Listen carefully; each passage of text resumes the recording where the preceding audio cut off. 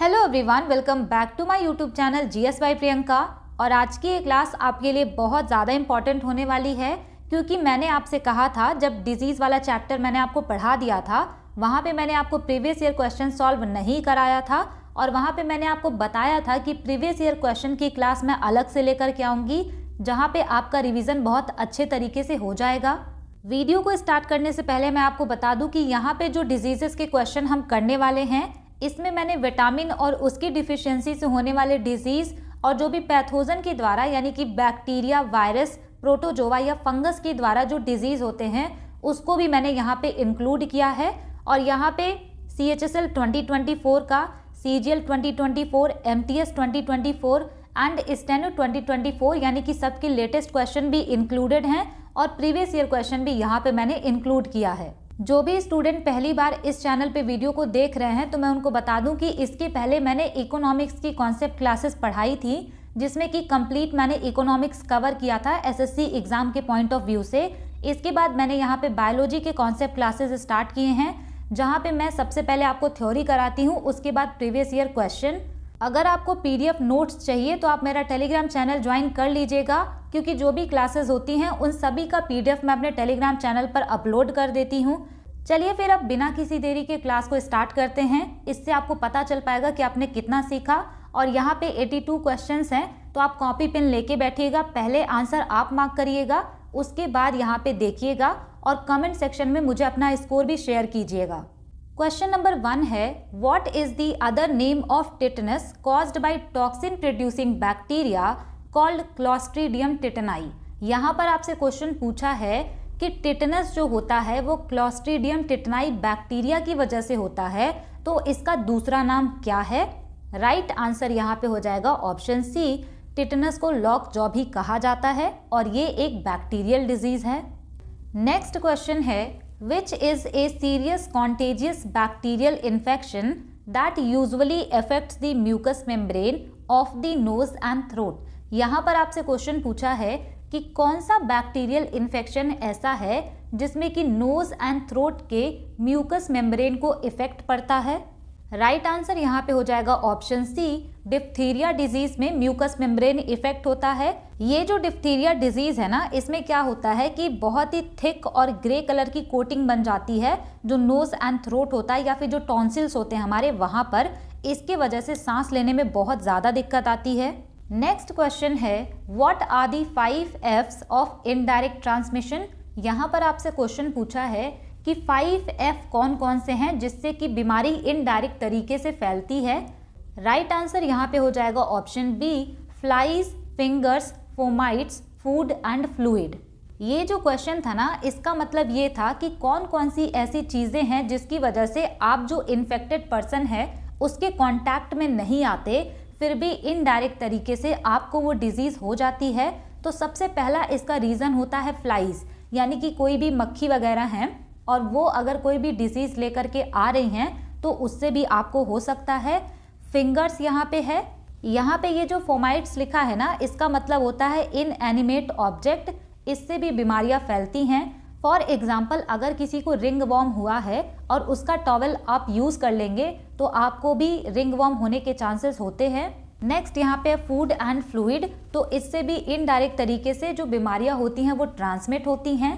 अगला क्वेश्चन देखते हैं, which set of disease are caused by bacteria. यहाँ पर आपसे क्वेश्चन पूछा है कि कौन सा डिजीज ऐसा है जो कि बैक्टीरिया के द्वारा होता है। राइट आंसर यहाँ पे हो जाएगा option A, typhoid, cholera and tuberculosis. ये जो क्वेश्चन है ना, आप इसका आंसर ऐसे भी मार्क कर सकते थे कि TB जो है ये केवल एक ही ऑप्शन में है और ये आप लोग बहुत बार पढ़ते होंगे कि बैक्टीरिया के वजह से होता है, बाकी किसी ऑप्शन में ये वाला नहीं है। तो अगर आपको टाइफाइड एंड कॉलेरा में कंफ्यूजन भी हो तब भी आप इस वाले हिंट से ले करके आंसर मार्क कर सकते हैं। यहाँ पे हम बात करते हैं कि जो टाइफाइड है वो किस बैक्टीरिया से होता है, तो ये होता है साल्मोनेला टाइफी बैक्टीरिया की वजह से। अगर हम बात करें कॉलेरा की तो ये होता है विब्रियो कॉलेरे की वजह से। ट्यूबरोकुलोसिस अगर आपसे पूछे तो वो माइकोबैक्टीरियम ट्यूबरोकुलोसिस बैक्टीरिया की वजह से होता है। नेक्स्ट क्वेश्चन है, what is the name of the inflammatory condition that causes cracks, crusting and scaling at the corners of the mouth due to vitamin B2 deficiency. ये वाला क्वेश्चन मैंने आपको क्लास में भी बताया था जब मैं आपको थ्योरी करा रही थी कि ये क्वेश्चन CGL 2024 में पूछा गया था। यहाँ पे आपसे क्वेश्चन पूछा है कि कौन सी डिजीज़ है जो कि विटामिन B2 की डिफिशियंसी से होती है, और इसमें क्या होता है, स्किन थोड़ी इन्फ्लेमेट हो जाती है और जो माउथ के कोने होते हैं कॉर्नर्स, वहाँ पे क्रैक्स आ जाती हैं। सिंपल लैंग्वेज में लिप वगैरह उसमें क्रैक हो जाता है।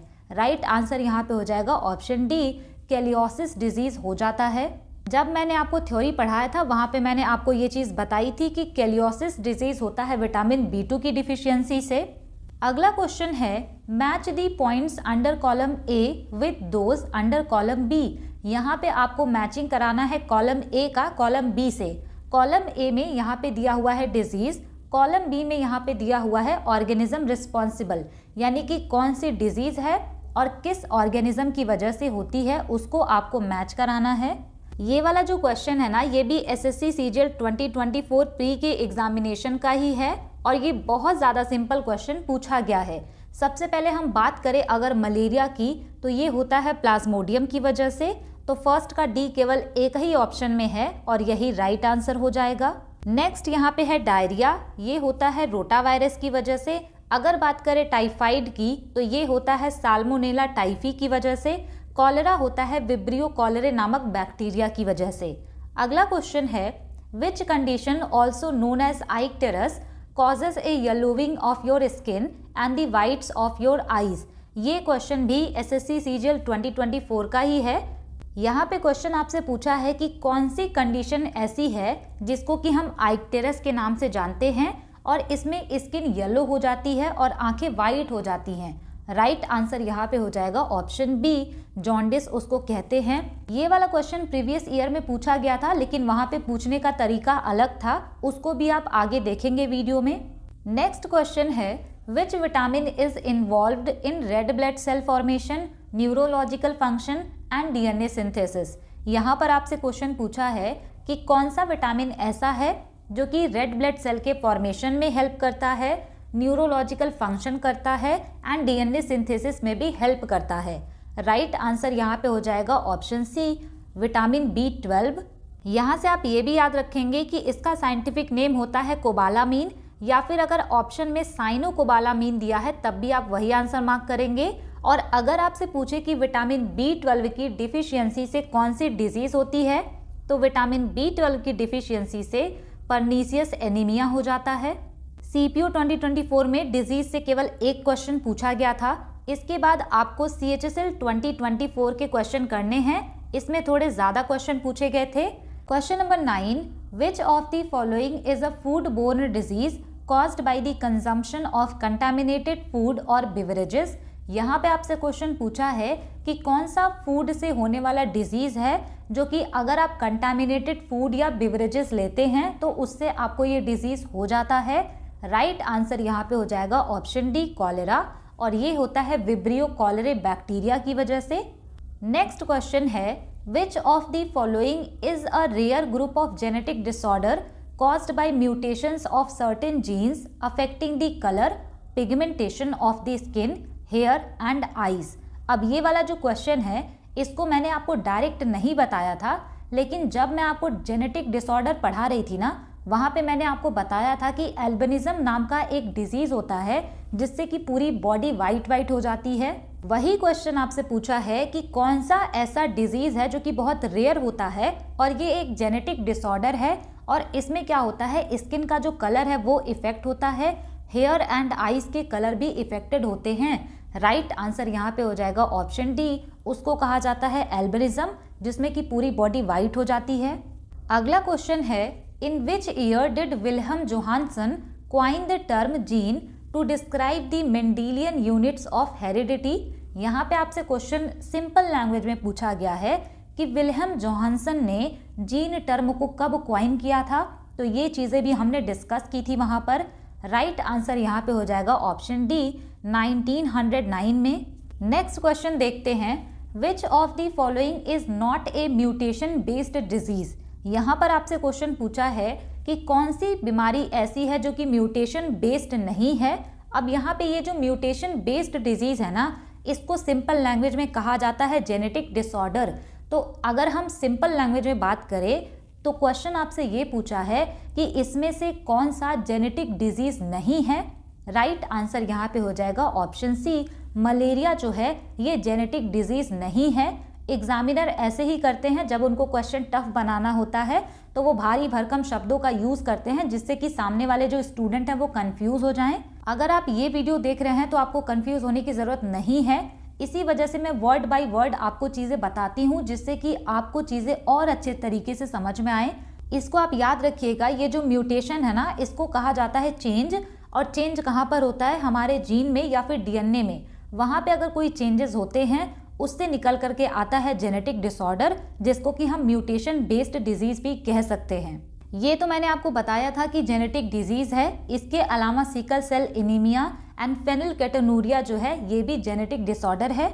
इसके बाद यहाँ से आपको करना है एसएससी एमटीएस 2024 के क्वेश्चन। पहला क्वेश्चन इसमें है, epilepsy is a disorder that affects which of the following parts of the human body. यहाँ पे आपसे कह रहा है कि एपिलेप्सी एक डिसऑर्डर है, वो हमारी बॉडी के किस पार्ट को इफेक्ट करता है। तो ये जो एपिलेप्सी है ना, इसको हिंदी में कहते हैं मिर्गी, और इसमें जो हमारे ब्रेन के सेल्स होते हैं ना वो इफेक्ट होते हैं। एमटीएस में अच्छे लेवल के क्वेश्चन पूछे गए हैं। क्वेश्चन है यहाँ पर, a child is a picky eater, he does not consume milk at all and barely eats other kinds of food. When he started losing his baby teeth they were not getting replaced with new teeth. This can be solved by giving him। Simple language में question आपसे ये पूछा जा रहा है ना कि एक छोटा सा बच्चा है जो पिकी ईटर है। पिकी ईटर का मतलब होता है ऐसे लोग जो कि खाने को लेके बहुत ज़्यादा नखरा दिखाते हैं या फिर सेलेक्टिव होते हैं कि हमें ये चीज़ पसंद है या ये चीज़ खानी है, हमें बैगन नहीं खाना है। तो ऐसे जो नखरे करते हैं ना उनको पिकी ईटर कहते हैं। तो यहाँ पे कह रहे हैं कि एक छोटा सा बच्चा है जो बहुत नखरेबाज है और वो मिल्क वगैरह कभी भी नहीं लेता, और उसके जो बेबी टीथ है ना, जब वो टूट गए उसके बाद नए वाले दांत आने में बहुत ज़्यादा टाइम लग रहे हैं, यानी कि आ नहीं रहे हैं। तो इस प्रॉब्लम को कैसे सॉल्व किया जा सकता है? राइट आंसर यहाँ पे हो जाएगा ऑप्शन डी, कैल्शियम सप्लीमेंट अगर उसको दिया जाए तो ये वाला जो प्रॉब्लम है दूर किया जा सकता है। हमारे जो टीथ होते हैं ना उनका मेन कंपोनेंट होता है कैल्शियम, तो इसी वजह से इसको भी कैल्शियम सप्लीमेंट की ज़रूरत है। नेक्स्ट क्वेश्चन है, which of the following communicable diseases is caused by bacteria. यहाँ पे कह रहे कि कौन सी संक्रामक बीमारी ऐसी है जो कि बैक्टीरिया की वजह से फैलती है। राइट आंसर यहाँ पे हो जाएगा ऑप्शन बी, कॉलेरा, और ये होता है विब्रियो कॉलरे की वजह से। अगला क्वेश्चन है, a person with a very low count of red blood cells is medically known to have. यहाँ पे आपसे क्वेश्चन पूछा है कि एक पर्सन है जिसका कि रेड ब्लड सेल काउंट यानी कि रेड ब्लड सेल जो है वो बहुत ज़्यादा कम है। मेडिकल टर्म में अगर किसी का आरबीसी कम है तो उसको हम क्या कहते हैं? राइट आंसर यहाँ पे हो जाएगा ऑप्शन डी, उसको कहा जाता है एनीमिया। नेक्स्ट क्वेश्चन है, excessive bleeding from wounds may happen due to lack of. यहाँ पे कह रहे हैं कि एक्सेसिव ब्लीडिंग किस विटामिन की कमी से होता है। राइट आंसर यहाँ पे हो जाएगा ऑप्शन बी, विटामिन के की वजह से। विटामिन के का साइंटिफिक नेम होता है फाइलोक्विनोन, और अगर इसकी कमी है तो खून का जो थक्का है वो बहुत देर से जमता है, इसी वजह से एक्सेसिव ब्लीडिंग होती रहती है। विटामिन ए का साइंटिफिक नेम होता है रेटिनॉल, और अगर आपसे पूछे कि इसकी डिफिशियंसी से कौन सा डिजीज होता है तो इसकी डिफिशियंसी से हो जाता है जीरोफ्थैल्मिया, किरेटोमलेशिया एंड नाइट ब्लाइंडनेस। अगर हम बात करें विटामिन B12 के डिफिशियंसी की तो इससे हो जाता है पर्नीशियस एनीमिया। ये एनीमिया का थोड़ा और खतरनाक वर्जन है। यहाँ पे आपको अनीमिया की स्पेलिंग अलग अलग देखने को मिलेगी। ये जो स्पेलिंग मैंने लिखा है ये ब्रिटिश इंग्लिश में यूज़ किया जाता है, और यहाँ पे जो स्पेलिंग लिखा है अनीमिया का ये अमेरिकन इंग्लिश में यूज़ किया जाता है। नेक्स्ट यहाँ पे है विटामिन ई, इसका साइंटिफिक नेम होता है टोकोफेरॉल, और इसकी अगर कमी है तो उससे होता है हार्ट प्रॉब्लम और स्टेरिलिटी हो जाती है। अगला क्वेश्चन यहाँ पे है, a person having stunted growth and discoloured here is most probably suffering from. यहाँ पर आपसे क्वेश्चन पूछा है कि एक पर्सन है जिसका स्टंटेड ग्रोथ है, यानी कि उसका जो ग्रोथ है वो रुक गया है और उसके हेयर भी डिसकलर्ड हैं, तो वो किस चीज़ से सफ़र कर रहा है। राइट आंसर यहाँ पे हो जाएगा ऑप्शन डी, प्रोटीन डिफिशियंसी से ऐसा होता है कि ग्रोथ रुक जाती है, क्योंकि जो प्रोटीन होते हैं ना वो building blocks of the life होते हैं, उनके बिना किसी की ग्रोथ होना पॉसिबल नहीं होता। नेक्स्ट क्वेश्चन है, constipation could be a sign that a person is suffering from a lack of. यहाँ पे आपसे क्वेश्चन पूछा है कि कॉन्स्टिपेशन जो है अगर किसी को, तो किस चीज़ की कमी है उनको।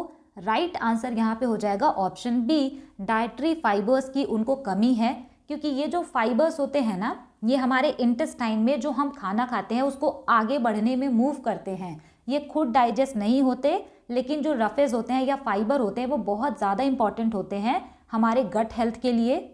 अगला क्वेश्चन यहाँ पे है, a disease like covid is a kind of. यहाँ पे आपसे क्वेश्चन पूछा है कि कोई बीमारी है जैसे कि कोविड-19, तो ये किस तरह की बीमारी है।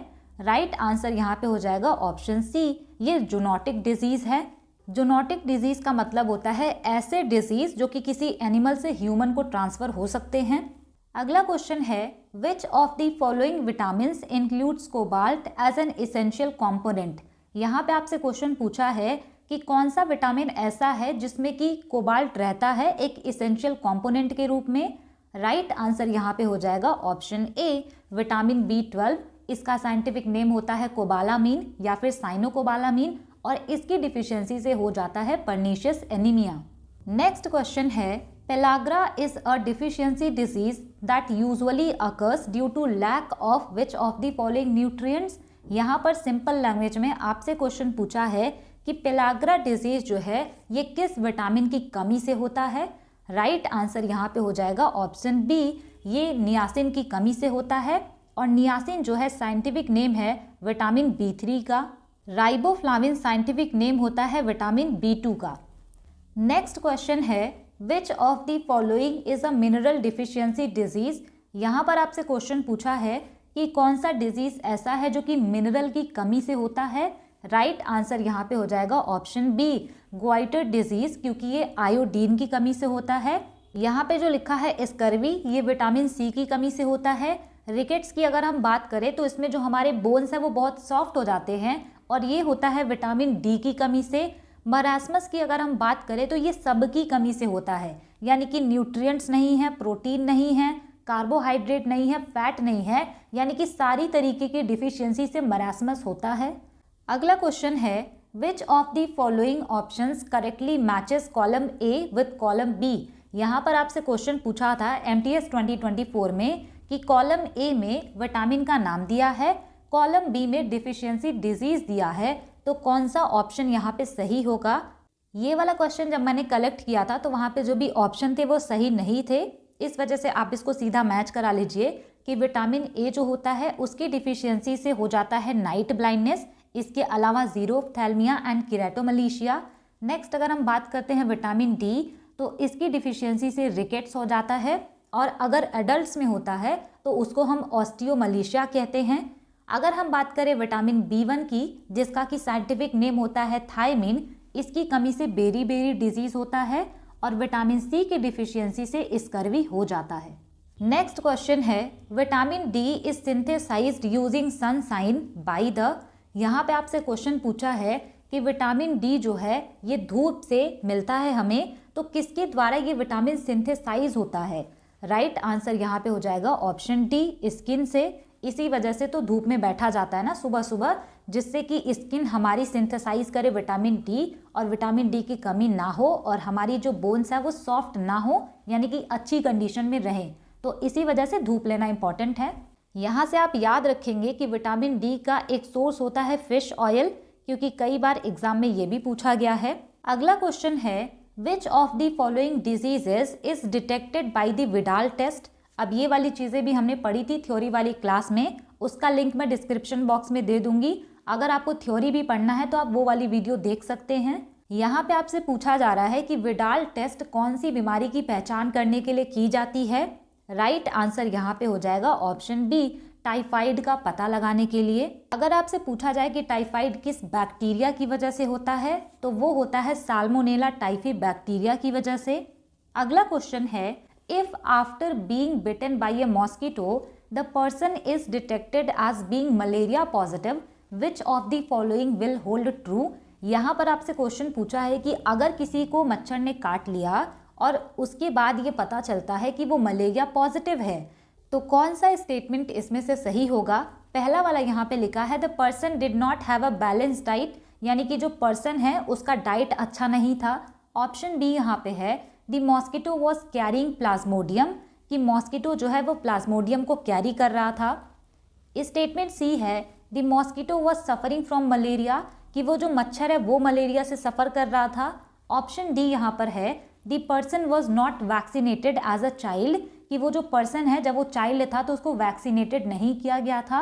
राइट आंसर यहाँ पे हो जाएगा ऑप्शन ए। ये जो बी वाला स्टेटमेंट है ना, ये सही है। स्टेटमेंट बी में क्या लिखा है the mosquito was carrying Plasmodium, यानी कि ये मॉस्किटो प्लाज्मोडियम कैरी कर रहा था, जिसकी वजह से उसने किसी पर्सन को अगर काटा तो उनको मलेरिया हो जाता है। अगला क्वेश्चन है which virus is responsible for causing common cold. यहाँ पर आपसे क्वेश्चन पूछा है कि कौन सा वायरस जिम्मेदार है कॉमन कोल्ड के लिए। राइट आंसर यहाँ पे हो जाएगा ऑप्शन सी, राइनो वायरस। ये वाला भी याद रखिएगा। नेक्स्ट क्वेश्चन है which virus is responsible for causing AIDS. यहाँ पर आपसे क्वेश्चन पूछा है कि कौन सा वायरस एड्स के लिए जिम्मेदार है। ये सारी चीज़ें हमने डिस्कस की हैं। आई होप आप खुद से आंसर इसका मार्क कर पा रहे होंगे। राइट आंसर यहाँ पे हो जाएगा option D, human immuno deficiency virus जो होते हैं इन्हीं की वजह से एड्स होता है। अगर आपसे पूछा जाए कि एड्स का फुल फॉर्म क्या है, तो इसका फुल फॉर्म होता है एक्वायर्ड इम्यूनो डिफिशियंसी सिंड्रोम। अब इसके बाद आप मुझे कमेंट करके बताएंगे कि वर्ल्ड एड्स डे कब मनाया जाता है। नेक्स्ट क्वेश्चन है what happens when old aged people get cataract. यहाँ पे जो कैटरैक्ट है ना, इसका मतलब होता है मोतियाबिंद। तो वही आपसे क्वेश्चन पूछा जा रहा है कि जो बूढ़े लोग होते हैं यानी जो ओल्ड एज के लोग होते हैं उनमें जब मोतियाबिंद होता है तो क्या हो जाता है। राइट आंसर यहाँ पे हो जाएगा option A, crystalline lens of people in old age becomes milky and cloudy. जो उनका लेंस होता है ना वो मिल्की एंड क्लाउडी हो जाता है, जिससे कि साफ दिखाई नहीं देता। अगला क्वेश्चन है which of the following test is use to confirm the presence of typhoid fever. ये क्वेश्चन स्टेनो 2023 में पूछा गया था। अब यहाँ से जो क्वेश्चन है वो 2023 के हैं। क्वेश्चन में आपसे पूछा जा रहा है कि टाइफाइड फीवर को चेक करने के लिए या डिटेक्ट करने के लिए कौन सा टेस्ट कंडक्ट किया जाता है। राइट आंसर यहाँ पे हो जाएगा option C, Widal test conduct किया जाता है।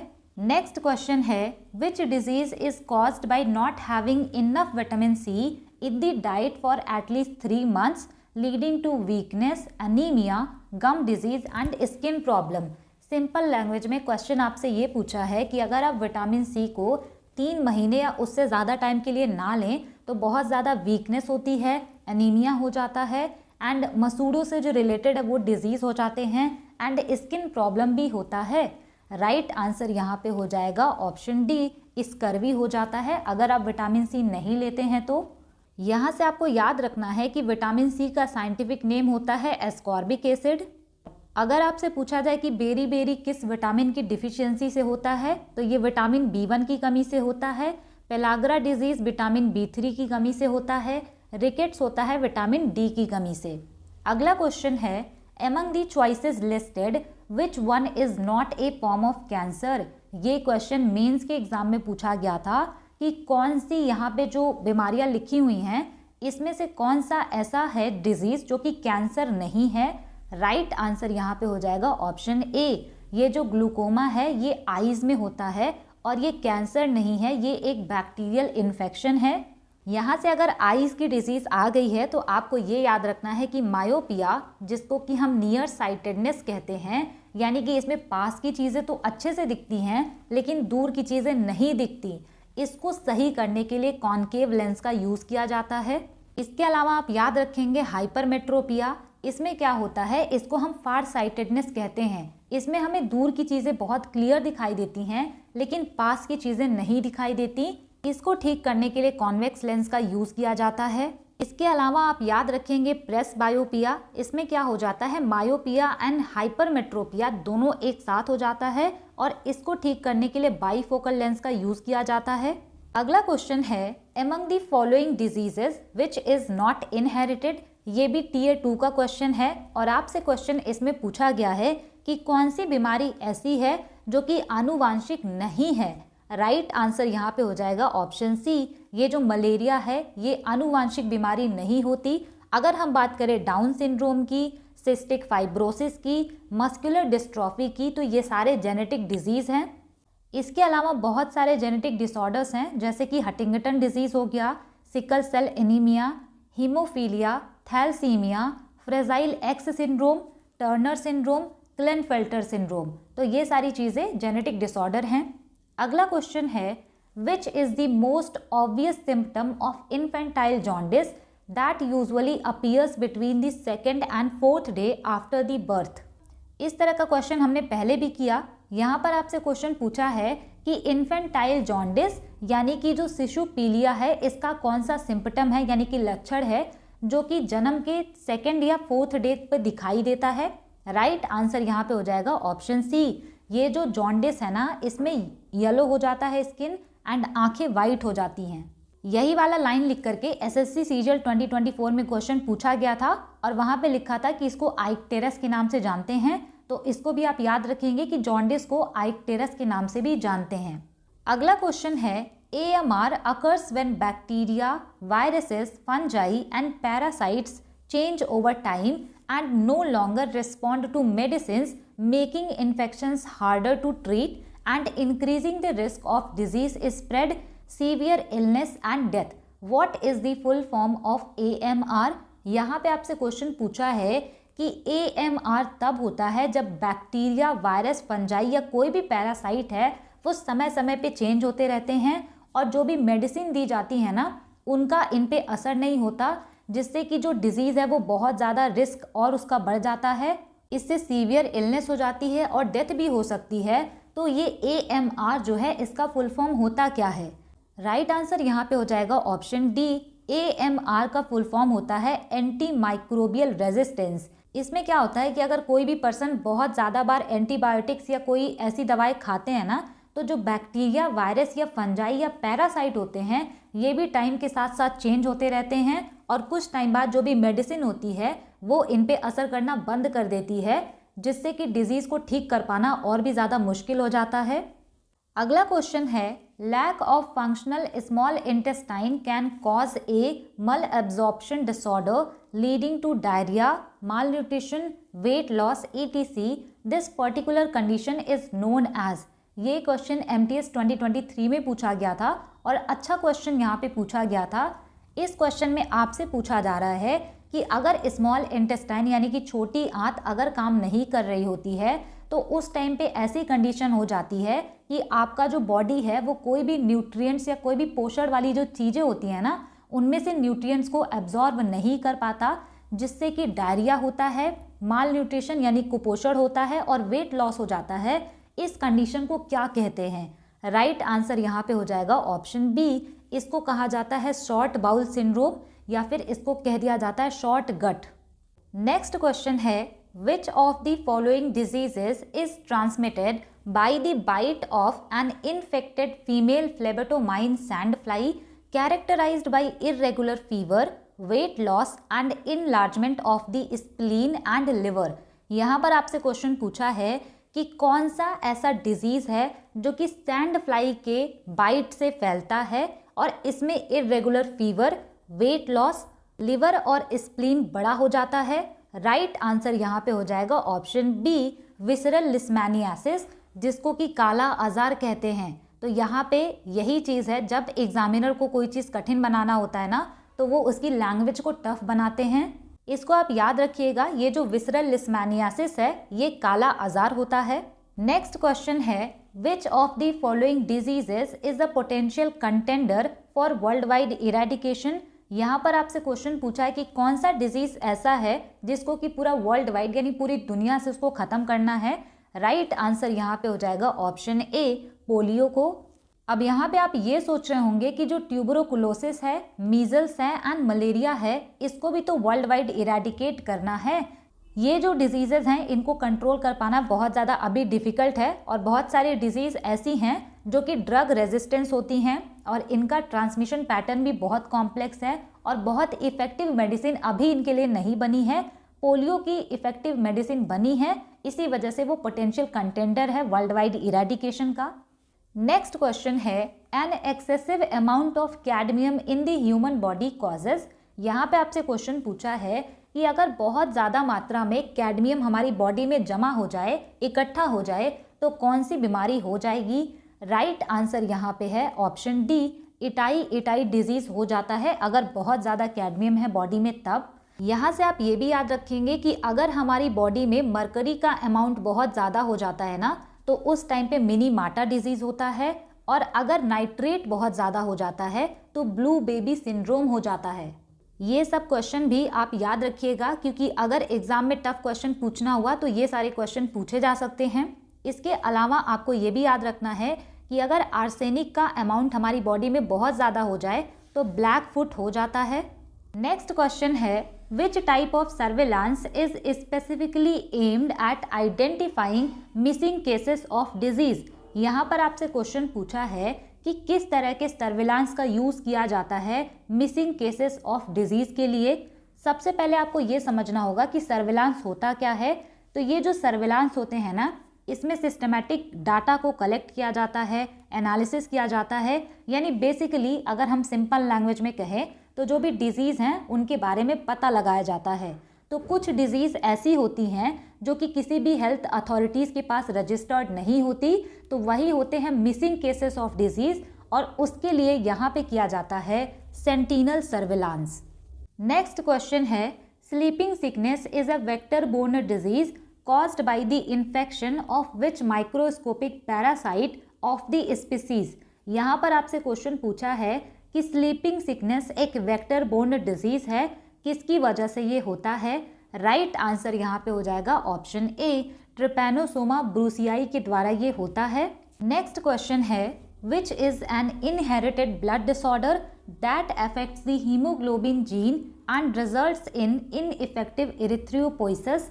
यहाँ पर आपसे क्वेश्चन पूछा है कि कौन सा एक इनहेरिटेड यानी कि आनुवांशिक ब्लड डिसऑर्डर है जिसमें कि हीमोग्लोबिन जीन इफेक्ट होता है और उसमें क्या होता है, इरिथ्रोपोइसिस प्रभावित होता है। ये जो इरिथ्रोपोइसिस है ना, इसका मतलब होता है कि बोन मैरो में जो रेड ब्लड सेल्स बनते हैं उसी प्रोसेस को कहा जाता है। राइट आंसर यहाँ पे हो जाएगा ऑप्शन बी, ब्लड डिसऑर्डर जो होता है इनहेरिटेड वो होता है थैलेसीमिया। नेक्स्ट क्वेश्चन है Which of the following is the correct match of the column A with column B।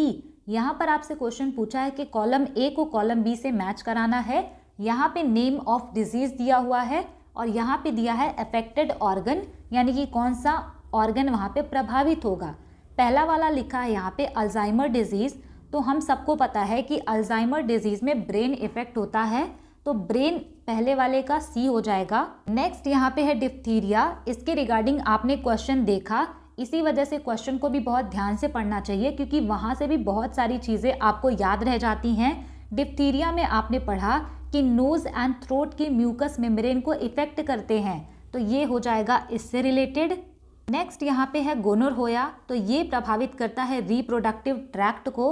अगला यहाँ पे है मम्प्स, जिसको कि गलसुआ भी बोलते हैं, और इसमें जो स्लेवरी ग्लैंड होता है, पर्टिकुलरली अगर हम बात करें जो पैरोटिड ग्लैंड होता है ना, उसको इफेक्ट करता है, तो इसको आप इससे मैच कराएंगे।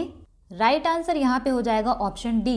अगला क्वेश्चन है which of the following pairs is incorrectly matched. यहाँ पे आपसे क्वेश्चन पूछा है कि कौन सा पेयर है जो कि गलत मैच है।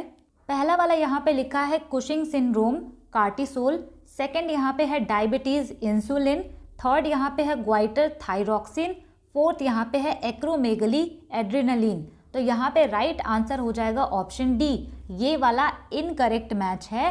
पहला वाला कुशिंग सिंड्रोम जो लिखा है कार्टिसोल, तो ये बिल्कुल सही है क्योंकि कुशिंग सिंड्रोम जो होता है ये बहुत ज़्यादा जब कार्टिसोल प्रोड्यूस होने लगता है तब होता है। अगर बात करें हम डायबिटीज़ की, तो जब इंसुलिन की मात्रा बहुत ज़्यादा कम होती है तो उस टाइम पे होता है डायबिटीज़। ग्वाइटर जो होता है थायरॉक्सिन से रिलेटेड है, यानी यहाँ पे जो पहले वाले तीनों है वो सही मैच है। एक्रोमेगली यहाँ पे गलत मैच है। ये जो एक्रोमेगली है ये तब होता है जब बॉडी में ग्रोथ हार्मोन बहुत ज़्यादा प्रोड्यूस होने लगे। अगला क्वेश्चन है मैच दी कॉलम्स। यहाँ पे आपको कॉलम मैच कराना है। पहला यहाँ पे है डिसऑर्डर, उसके बाद यहाँ पे दिया है हार्मोन या फिर ग्लैंड। पहला इन्होंने लिखा है एडिसन्स डिजीज़, सेकंड यहाँ पे हाशिमोटो डिजीज़, थर्ड यहाँ पे है एक्रोमेगली, फोर्थ यहाँ पे SIADH। तो यहाँ पे अभी हमने एक्रोमेगली वाला पढ़ा इसमें कि ये एक हार्मोनल डिसऑर्डर है। बॉडी में जब ग्रोथ हार्मोन बहुत ज़्यादा प्रोड्यूस होने लगते हैं तब ये होता है, तो इसका तो सी वाला होगा ना। तो राइट आंसर यहाँ पे हो जाएगा ऑप्शन सी। यहाँ पे जो फर्स्ट लिखा है एडिसन डिजीज़, ये एक तरीके का डिसऑर्डर है और ये तब होता है जब एड्रीनल ग्लैंड हमारी इनफ हार्मोन प्रोड्यूस नहीं करती, तो इसका इसी से मैच होगा। नेक्स्ट यहाँ पे हाशिमोटो डिजीज़, तो ये थायराइड ग्लैंड को इफेक्ट करता है। SIADH की बात करें तो जब बॉडी में वैसोप्रेसिन जो हार्मोन है ये बहुत ज़्यादा प्रोड्यूस होने लगता है तब SIADH कंडीशन होता है। यहाँ पे जो SIADH लिखा हुआ है इसका फुल फॉर्म बहुत बड़ा है, एग्जाम में पूछे जाने के चांसेस नहीं हैं, फिर भी आप इसको जान लीजिए। इसका फुल फॉर्म होता है syndrome of inappropriate anti diuretic hormone secretion.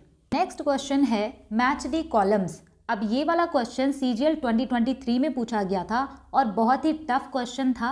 यहाँ पे इन्होंने दिया है डिसऑर्डर और यहाँ पे दिया है एंजाइम, यानी कि कौन सा डिसऑर्डर कौन सी एंजाइम की वजह से होता है।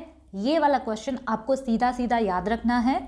पहला वाला यहाँ पे लिखा हुआ है गॉशर डिजीज़ और ये होता है ग्लूकोसेरेब्रोसिडेज एंजाइम की वजह से। फर्स्ट का आप यहाँ पे मैच कराएंगे डी, तो राइट आंसर हो जाएगा ऑप्शन सी। सेकेंड यहाँ पे है हंटर सिंड्रोम, ये होता है आइडोरोनेट सल्फेटेज एंजाइम की वजह से। उसके बाद यहाँ पे है टे सैक्स डिजीज़, ये होता है हेक्सोसैमिनिडेज एंजाइम की वजह से। उसके बाद है यहाँ पे फेनिलकेटोनूरिया, ये होता है फेनाइल एलिनिन हाइड्रोक्सिलेज की वजह से। इसको आप डायरेक्ट याद रखेंगे। नेक्स्ट क्वेश्चन है which disease is caused by excessive iron deposition within the reticuloendothelial cells of the liver, spleen and bone marrow। यहाँ पे आपसे क्वेश्चन पूछा है कि liver, spleen and bone marrow के रेटिकुलोएंडोथेलियल सेल में अगर बहुत ज़्यादा आयरन डिपॉजिट हो जाता है तो कौन सी डिजीज़ होती है। राइट आंसर यहाँ पे हो जाएगा ऑप्शन बी, इससे होता है हेमिसिडोरोसिस। ये सारे क्वेश्चन थोड़े टफ हैं और मेंस में पूछे जा सकते हैं, इसी वजह से प्रीवियस ईयर क्वेश्चन करना बहुत ज़्यादा इंपॉर्टेंट होता है। नेक्स्ट क्वेश्चन है which among the following organs in the human body is most affected by pneumonia disease. यहाँ पे आपसे क्वेश्चन पूछा है कि निमोनिया डिजीज में ह्यूमन बॉडी का कौन सा ऑर्गन प्रभावित होता है। राइट आंसर यहाँ पे हो जाएगा ऑप्शन डी, लंग्स जो है इफेक्टेड होते हैं। अगला क्वेश्चन है What is added to toothpaste to reduce tooth decay।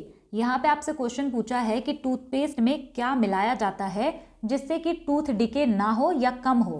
Right answer यहाँ पे हो जाएगा ऑप्शन सी, फ्लोराइड। और ये चीज़ मैंने आपको बताया था डाइजेस्टिव सिस्टम में, इसी वजह से टूथपेस्ट में नमक हो या ना हो लेकिन टूथ डिके से बचने के लिए टूथपेस्ट में फ्लोराइड होना चाहिए। अगला क्वेश्चन है which among the following is not a bacterial disease. यहाँ पर आपसे क्वेश्चन पूछा है कि इनमें से कौन सा डिजीज ऐसा है जो कि बैक्टीरिया की वजह से नहीं होता। राइट आंसर यहाँ पे हो जाएगा ऑप्शन सी, ये जो रेबीज है ये बैक्टीरिया से नहीं होता। इसको आप याद रखेंगे कि रेबीज वायरल डिजीज है, यानी कि वायरस से होने वाला ये डिजीज है। इसके अलावा आपको प्लेग भी याद रखना है, ये जो प्लेग है ना ये बैक्टीरिया पेप्टिस की वजह से होता है। नेक्स्ट क्वेश्चन है which of the following is not an example of communicable disease. यहाँ पर आपसे क्वेश्चन पूछा है कि कौन सा डिजीज ऐसा है जो कि संक्रामक नहीं है। राइट आंसर यहाँ पे हो जाएगा ऑप्शन सी, डायबिटीज़। ये जो डायबिटीज़ है, अगर आप किसी डायबिटीज़ वाले पर्सन के पास बैठेंगे, मतलब जिनको डायबिटीज़ हुआ है, अगर आप उनके पास भी बैठेंगे ना फिर भी आपको डायबिटीज़ नहीं होगा, क्योंकि ये कम्युनिकेबल डिजीज़ नहीं है। कम्युनिकेबल डिजीज़ वो डिजीज़ होती है जो कि एक पर्सन से दूसरे पर्सन में फैल जाती है। ये जो चिकन पॉक्स है, कॉमन कोल्ड है, ट्यूबरोकुलोसिस है और एड्स, HIV, ये सारे कम्युनिकेबल डिजीजेस होते हैं। अगला क्वेश्चन है the disease causing microbes are called. ये क्वेश्चन यहाँ पे आपसे पूछ रहा है कि वो माइक्रोब्स यानी कि वो सूक्ष्म जीव जिससे कि डिजीज होता है उसको क्या कहते हैं। राइट आंसर यहाँ पे हो जाएगा, उनको हम पैथोजन कहते हैं। और ये सारी चीज़ें मैंने आपको थ्योरी वाले वीडियो में कवर कराई हैं। नेक्स्ट क्वेश्चन है goitre is a disease of which of the following glands. यहाँ पे आपसे पूछा है कि ग्वाइटर यानी कि जो घेंघा रोग है वो किस ग्रंथि से संबंधित है। राइट आंसर यहाँ पे हो जाएगा ऑप्शन ए, थायराइड ग्लैंड। अगला क्वेश्चन है which of the following diseases is not caused by a mosquito bite. यहाँ पे आपसे क्वेश्चन पूछा है कि कौन सी ऐसी बीमारी है जो कि मच्छर के काटने से नहीं फैलती। राइट आंसर यहाँ पे हो जाएगा ऑप्शन डी, हेपेटाइटिस। यहाँ से आप याद रखेंगे कि ये जो हेपेटाइटिस है ये वायरस से होने वाला डिजीज है। अगला क्वेश्चन है chikungunya is an infection caused by. यहाँ पे आपसे क्वेश्चन पूछा है कि चिकनगुनिया एक इन्फेक्शन है जो कि किसके द्वारा होता है। राइट आंसर यहाँ पे हो जाएगा option C, Aedes aegypti mosquito की वजह से होता है। यहाँ से आप याद रखेंगे कि ये जो एडीज इजिप्टी मॉस्किटो है ये बहुत सारे डिजीज को ट्रांसमिट करता है। Zika, dengue, yellow fever and chikungunya Aedes aegypti mosquito की वजह से ट्रांसमिट होता है। अगला क्वेश्चन है which among the following is a bacterial disease. यहाँ पर आपसे क्वेश्चन पूछा है कि कौन सा डिजीज इसमें से ऐसा है जो कि बैक्टीरिया की वजह से फैलता है। Which of the following pairs of disease duration is correct. यहाँ पे आपसे क्वेश्चन पूछा है कि डिजीज यानी कि बीमारी और उसका टाइम पीरियड के बारे में अगर हम बात करें तो कौन सा स्टेटमेंट सही है। पहला वाला यहाँ पे लिखा है acute disease long duration, second यहाँ पे है क्रॉनिक डिजीज शॉर्ट ड्यूरेशन। तो ये चीज़ मैंने आपको क्लास के स्टार्टिंग में ही बताई थी कि जो एक्यूट डिजीज़ होते हैं वो शॉर्ट टाइम के लिए होते हैं यानी कम समय के लिए, जो क्रॉनिक डिजीज़ होते हैं वो बहुत लंबे टाइम के लिए होते हैं यानी कि लॉन्ग ड्यूरेशन के लिए। तो यहाँ पे इसका ना इंटरचेंज कर दिया है। तो राइट आंसर हो जाएगा option B, neither one nor two, दोनों यहाँ पे गलत है। नेक्स्ट क्वेश्चन है dash diseases last for only shorter period of time. यहाँ पे लिखा है कि कौन सी डिजीज ऐसी है जो बहुत कम समय के लिए रहती है। राइट आंसर यहाँ पे हो जाएगा ऑप्शन सी, एक्यूट डिजीज कम टाइम के लिए होती है, क्रॉनिक डिजीज लॉन्ग टाइम के लिए होता है यानी लंबे समय के लिए। नेक्स्ट क्वेश्चन है which of the following disease is caused bye fungi. यहाँ पर आपसे पूछा है कि फंगस से होने वाला डिजीज कौन सा है। राइट आंसर यहाँ पे हो जाएगा ऑप्शन बी, रिंगवॉर्म। इसके अलावा बाल्डनेस भी आप याद रखेंगे, जो गंजापन होता है वो भी फंगस की वजह से होता है। कोविड-19 वायरस से होने वाला डिजीज था। ट्यूबरोकुलोसिस और कॉलरा जो है ये बैक्टीरियल डिजीज हैं। अगला क्वेश्चन है which among the following is a viral disease. यहाँ पे पूछा है कौन सा वायरल डिजीज है। वायरल डिजीज का मतलब वायरस से होने वाला डिजीज। राइट आंसर हो जाएगा ऑप्शन ए, चिकन पॉक्स जो होता है ये वायरस से होने वाला डिजीज है। और अगर आपसे पूछे कि कौन सा वायरस है जिससे कि चिकन पॉक्स होता है तो वो है वेरिसेला जोस्टर। ये एक वायरस है, इसी की वजह से होता है चिकन पॉक्स। नेक्स्ट क्वेश्चन है which of the following options is correct regarding sexually transmitted disease. यहाँ पे आपसे पूछा है कि सेक्सुअली ट्रांसमिटेड डिजीज के बारे में कौन सा स्टेटमेंट सही है और ये मेंस का क्वेश्चन है। पहला वाला स्टेटमेंट है sexually transmitted disease are infections transmitted from an infected person to an uninfected person through sexual contact. यहाँ पे लिखा है कि जो एसटीडी बीमारियाँ होती हैं ये एक इन्फेक्शन है जो कि सेक्सुअल कॉन्टैक्ट के थ्रू फैलती हैं। सेकेंड स्टेटमेंट है HIV, HPV and hepatitis B virus is responsible for STD। तो यहाँ पे जो सेकेंड स्टेटमेंट है वो भी सही है। राइट आंसर यहाँ पे हो जाएगा option C, both statements A and B are correct. Next question है which of the following pairs of plant diseases micro organism is correct. यहाँ पे आपसे क्वेश्चन पूछा है कि प्लांट के डिजीज के बारे में दिया हुआ है और उनको जो कराते हैं वो माइक्रो ऑर्गेनिज्म भी यहाँ पे दिया हुआ है। तो कौन सा पेयर यहाँ पे सही है। राइट आंसर यहाँ पे हो जाएगा ऑप्शन ए, केवल सेकंड वाला यहाँ पे जो दिया हुआ है वो सही है। रस्ट ऑफ व्हीट ये फंजाई की वजह से होता है।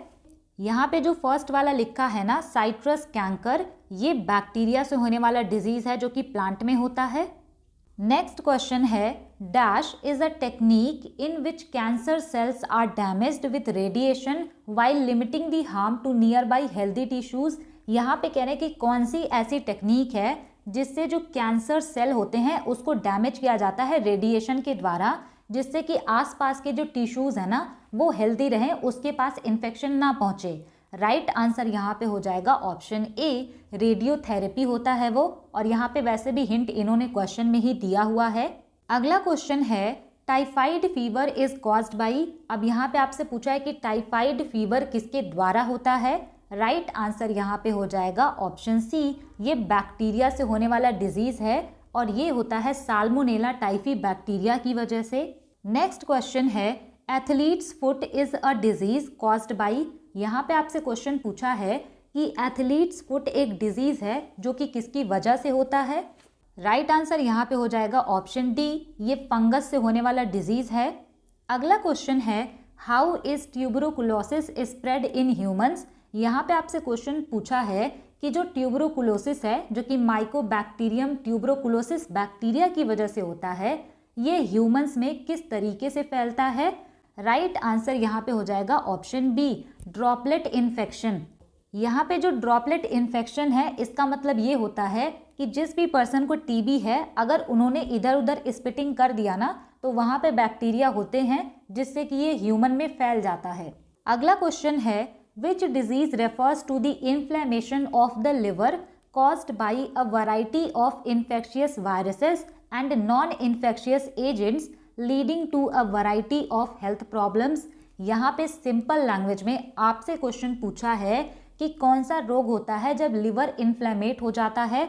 इन्फ्लेमेट होने का मतलब होता है सूजन आना। लिवर में सूजन तब आता है जब हेपेटाइटिस होता है, और ये चीज़ भी हमने डिस्कस की थी कि हेपेटाइटिस में लिवर इफेक्टेड होता है।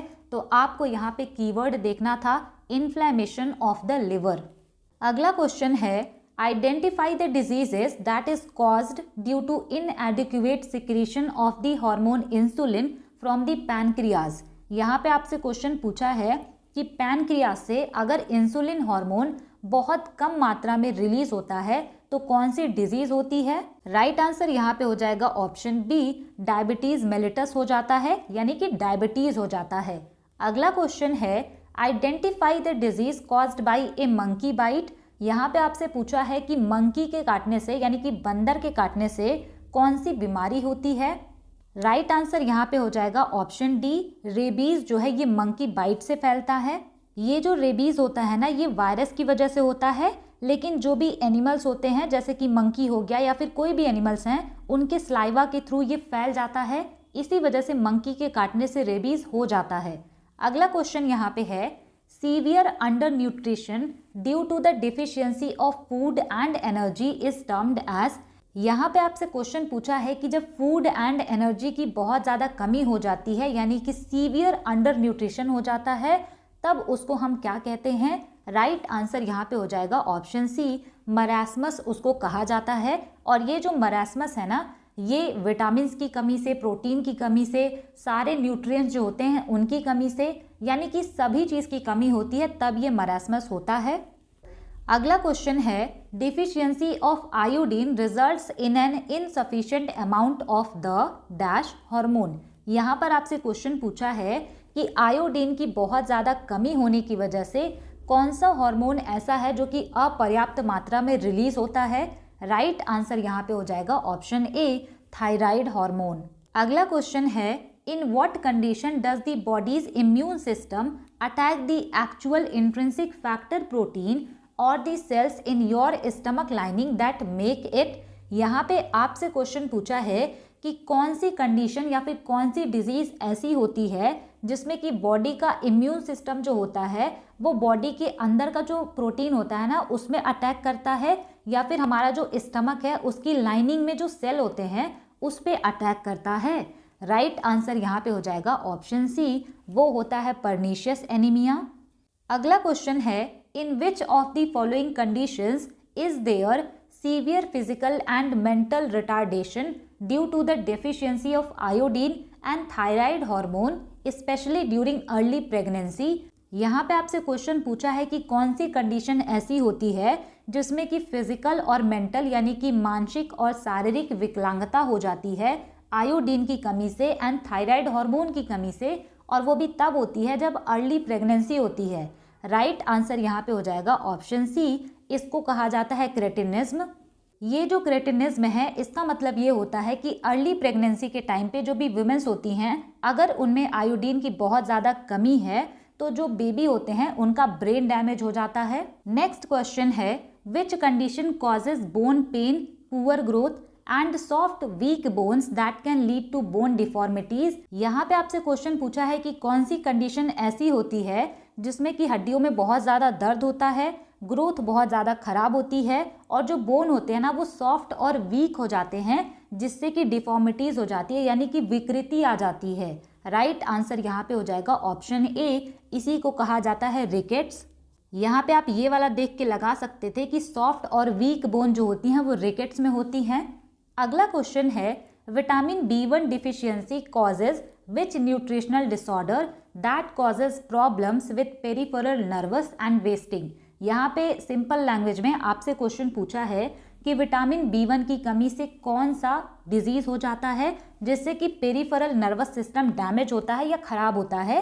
राइट आंसर यहाँ पे हो जाएगा ऑप्शन सी, बेरी डिजीज हो जाता है। ये जो ज़ीरोफ्थैल्मिया है ये विटामिन ए की कमी से होता है, पर्नीशियस एनीमिया विटामिन B12 की कमी से होता है, रिकेट्स विटामिन डी की कमी से होता है।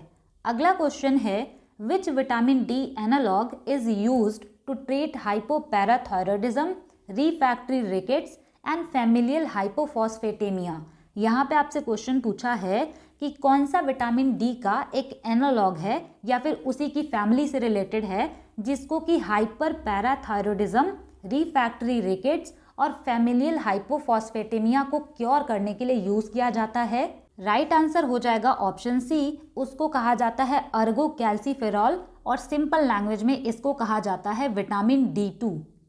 इस तरह के क्वेश्चन आपको प्रीवियस ईयर में ही देखने को मिलेंगे, तो इसी वजह से प्रीवियस ईयर क्वेश्चन को जरूर अटेम्प्ट किया करिए। नेक्स्ट क्वेश्चन है, select the correct option about kwashiorkor. यहाँ पे आपसे क्वेश्चन पूछा है कि क्वाशियोरकर के बारे में कौन सा स्टेटमेंट सही है, उसको सेलेक्ट करिए। स्टेटमेंट ए है यहाँ पर, it is a form of malnutrition caused by a lack of fat in the diet. Statement B है यहाँ पर, children who develop kwashiorkor may not grow or develop properly and may remain stunted for the rest of their lives।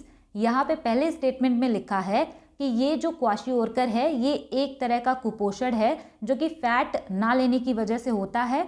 Next statement में लिखा है कि जिस भी children को क्वाशियोरकर हो जाता है वो प्रॉपरली ग्रो नहीं हो पाते, उनकी ग्रोथ रुक जाती है।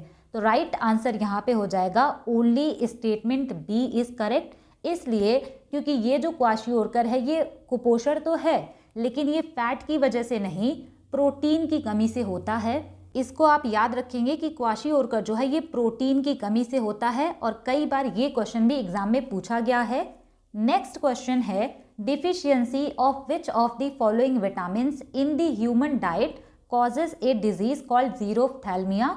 यहाँ पे देखिए वही क्वेश्चन आपसे पूछा है कि ज़ीरोफ्थैल्मिया डिजीज किस विटामिन की कमी से होता है। राइट आंसर यहाँ पे हो जाएगा ऑप्शन ए, विटामिन ए की कमी से, जिसको कि रेटिनॉल कहते हैं।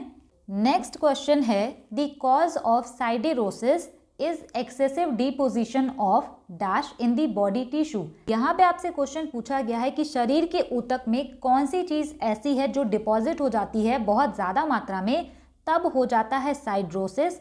राइट आंसर यहाँ पे हो जाएगा ऑप्शन ए, आयरन अगर बहुत ज़्यादा डिपॉजिट हो जाए हमारी बॉडी में तो साइड्रोसिस हो जाता है। नेक्स्ट क्वेश्चन यहाँ पे है जो कि सेकंड लास्ट क्वेश्चन है, deficiency of which of the following vitamins causes excessive bleeding from the wounds. यहाँ पे आपसे क्वेश्चन पूछा है कि कौन से विटामिन की कमी से एक्सेसिव ब्लीडिंग होता है, यानी कि खून बहुत ज़्यादा बहता है, यानी कि ब्लड क्लॉट में बहुत ज़्यादा टाइम लगता है। राइट आंसर यहाँ पे हो जाएगा ऑप्शन डी, विटामिन के, जिसका साइंटिफिक नेम होता है फाइलोक्विनोन। लास्ट क्वेश्चन है, match column A with column B. यहाँ पे आपको कॉलम ए को कॉलम बी से मैच कराना है। यहाँ पे नाम दिया हुआ है और यहाँ पे दिया हुआ है कि किसकी डिफिशियंसी से वो कंडीशन होती है। सबसे पहला यहाँ पे है क्वाशियोरकर, इसको आपने अभी पढ़ा कि ये प्रोटीन की डिफिशियंसी की वजह से होता है, तो फर्स्ट का यहाँ पे डी होगा और यही वाला राइट आंसर हो जाएगा। कभी कभार ऑप्शन इतने सिंपल होते हैं कि अगर आपको एक भी पता है तो आप आंसर मार्क कर ले जाएंगे, और जब एग्जामिनर को बहुत ज़्यादा चीज़ें टफ बनानी होती हैं या फिर आपसे उनको पूरा आंसर पूछना होता है तो ऑप्शन बहुत ज़्यादा टफ बनाए जाते हैं। नेक्स्ट यहाँ पे है वीक बोन्स एंड मसल, यानी कि जो हड्डियाँ हैं और मसल है वो बहुत ज़्यादा कमज़ोर होती हैं तो कैल्शियम की डिफिशियंसी की वजह से। अगर बात करें एनीमिया की तो ये होता है आयरन डिफिशियंसी, और जो ग्वाइटर है ये आयोडीन डिफिशियंसी की वजह से होता है। यहाँ पे आपकी क्लास एंड होती है और इसमें मैंने आपको सारे इंपॉर्टेंट क्वेश्चन कराए हैं 2022 हो या फिर 2023 या फिर लेटेस्ट 2024 के एसएससी एग्जाम के जो भी क्वेश्चन थे विटामिन डिफिशियंसी डिजीज से, या फिर अगर हम पैथोजन वाले डिजीज की बात करें तो सारे क्वेश्चन यहाँ पे मैंने कराए हैं। अब अगर आपने इसको पहले अटेम्प्ट किया था तो आप मुझे अपना स्कोर कमेंट सेक्शन में ज़रूर बताइएगा, जिससे कि मुझे पता चल पाएगा कि आपने कितना सीखा। और अगर आपने वीडियो लास्ट तक देखी है और सारे क्वेश्चन को अटेम्प्ट किया है तो कमेंट सेक्शन में ज़रूर बताइएगा कि आपको ये वीडियो कैसी लगी। Thanks for watching, stay tuned, keep learning, keep working hard.